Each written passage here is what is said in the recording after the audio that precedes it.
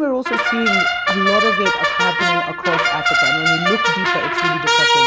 Go and check that video of mine about where this cancer is coming from in Kenya. Because what I've also discovered similar things have happened in Sudan. And what is shocking is that it is recently emerged that China actually buried nuclear waste, allegedly, in the northern Sudan desert. And this unlawful burial of nuclear waste violates, the human rights of Sudan, the people, and is actually causing havoc and mayhem. The government of Sudan actually, they have actually been burying this radioactive waste in close proximity to people and water sources, and it's a time bomb. It's a ticking time bomb, and it poses a serious threat to the people. And what happened, the wickedness of this story, like when I read it, actually my head hurt. So what happened is that China was actually commissioned to build this dam called Mirao, I don't know how they pronounce it. And when they came to build it, they came with all their construction materials, everything, like the concrete, everything. But they also came with about 60 containers, allegedly, of nuclear waste from Chinese power plants. And this was revealed by the former director of the Sudan Atomic Energy Agency, Mohammed Siddiq. And he reported in the media saying, he was reported in the media as saying that 60 of these containers of toxic waste brought to Sudan with construction material and machinery for building the Mero Dam were not checked. Because, the Chinese were coming to build a dam. They came with all these containers of all this different stuff, and it just passed through authorities. I'm sure someone got their pockets lined with some cash, etc., etc. And this former director of Sudan Atomic Energy Agency, Mohammed Siddiq, he actually went on and said that 40 of these containers with nuclear waste were buried in the desert near the dam site, whereas 20 were left in the open. Can you imagine?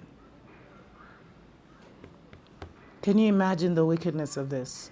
You bring your nuclear waste and then bury it in our desert?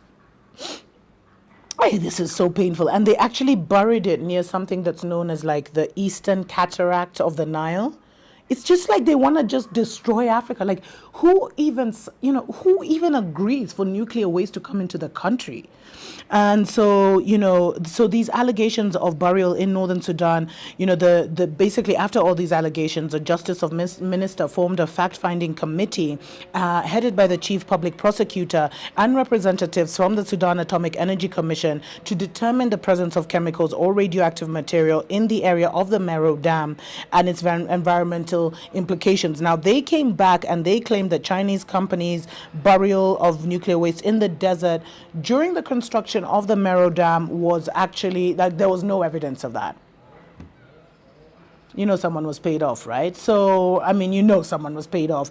And so now this story has actually been picked up by an international human rights lobby group, and I think it's the Human Rights Initiative, and they're saying this is a huge violation of the environmental human rights of the people, because one of the environmental rights that all our governments have signed to is this thing of you have the right to access clean water, clean, a clean, sustainable, natural resource, unspoiled natural resources.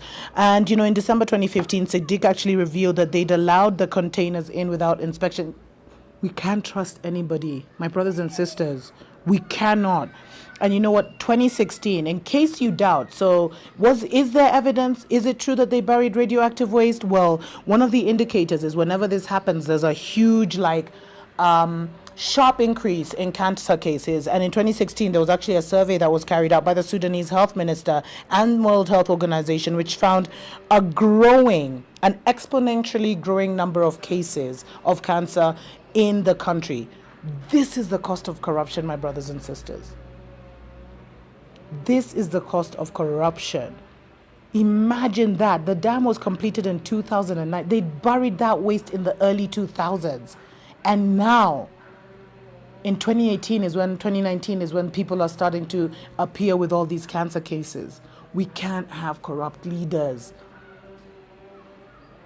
It's a death sentence, literally. Until next time.